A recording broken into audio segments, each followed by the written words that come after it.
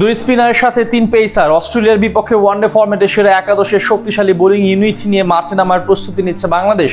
ইনজুরির কারণে থাকবেন না হাসান মাহমুদ এবং তানজিম সাকিব। তাদের জায়গায় মুস্তাফিজুর রহমান সহ বড় চমক নিয়ে খেলতে নামবে টিম টাইগার্স। সব মিলিয়ে অজিদের বিপক্ষে 50 ওভারের ম্যাচে কেমন হতে পারে বাংলাদেশের সেরা বোলিং ইউনিট, সেটার বিস্তারিত রিপোর্ট।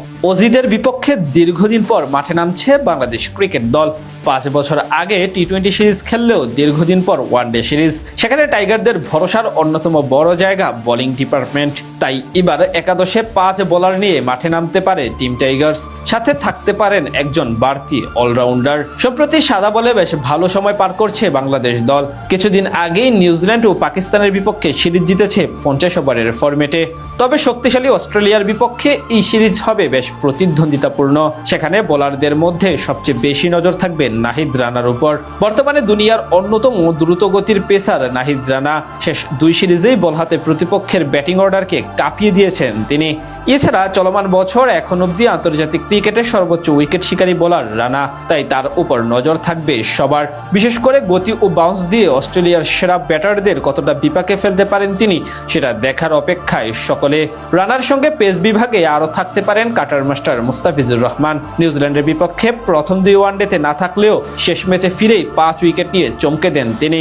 বল হাতে শেষ 2 বছরে অসাধারণ উন্নতি করেছেন সাতক্ষীরা এক্সপ্রেস। তাই অস্ট্রেলিয়ার বিপক্ষে সিরিজ জিততে হলে তাকে ভূমিকা রাখতে হবে অনেকটা সামনে থেকে।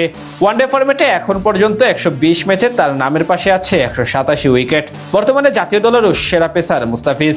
এই দুজনের সাথে একাদশের তৃতীয় অপশন হিসেবে তাসকিন আহমেদ অথবা শরীফুল ইসলাম থাকবেন তা প্রায় নিশ্চিত। কারণ ইনজুরির কারণে আরও এক সিরিজ মিস করতে হবে 2 পেসার হাসান মাহমুদ ও তানজিম হাসান সাকিবকে।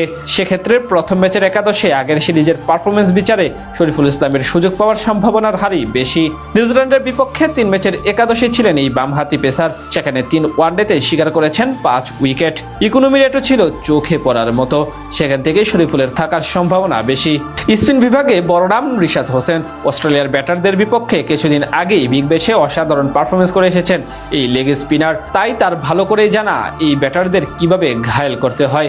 তাছাড়া সম্প্রতি বল হাতে বেশ ভালো ফর্মে আছেন রিশাদ। সেখান থেকে আগামী সিরিজে সাদা বলে বাড়তি দায়িত্ব থাকবে তার কাঁধে। রিশাদের সঙ্গে একাদশে জুটি গড়তে পারেন অধিনায়ক মেহেদী হাসান মিরাজ। তিনিও সবশেষ সিরিজে দারুণ বোলিং করেছিলেন।